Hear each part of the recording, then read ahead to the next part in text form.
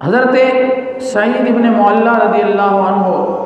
کی حدیث ہے جو بخاری شریف میں اور دیگر کتب حدیث میں موجود ہے۔ آپ فرماتے ہیں قلت اصلی، میں نماز پڑھ رہا تھا، فمر بی رسول اللہ صلی اللہ علیہ وآلہ وسلم، اسی دوران رسول اللہ صلی اللہ علیہ وسلم مجھ پر سے گزرے، یعنی جہاں میں نماز پڑھ رہا تھا وہاں سے گزرے، فدعانی،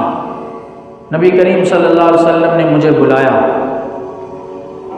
لیکن میں حضور کی خدمت میں حاضر نہ ہوا چونکہ میں نماز میں تھا۔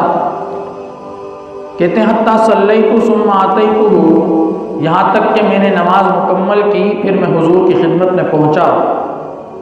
تو حضور نے پوچھا ما منعک ان تأتی، اے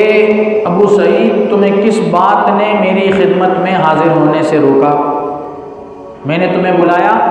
تو تم چلے کیوں نہ آئے؟ کس وجہ سے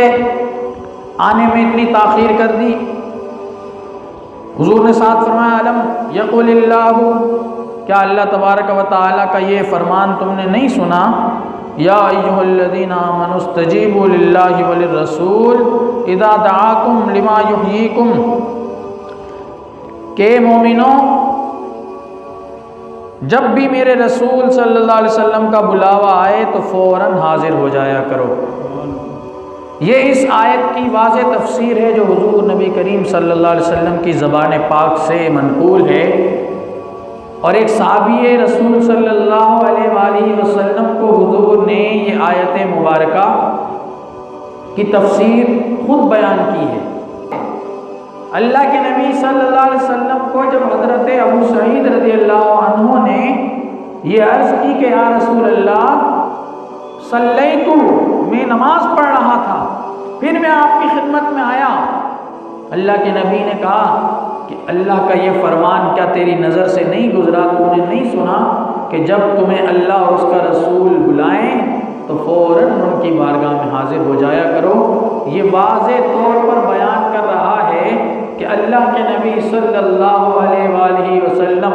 اگر کسی کو بلائیں اور وہ حالت نماز میں بھی ہو تو اللہ کے نبی صلی اللہ علیہ وآلہ وسلم کے ادب کا تقاضا یہ ہے کہ بارگاہ مصطفیٰ میں اسی حالت میں حاضر ہو جائے، پہلے حضور کی بات کا جواب دے،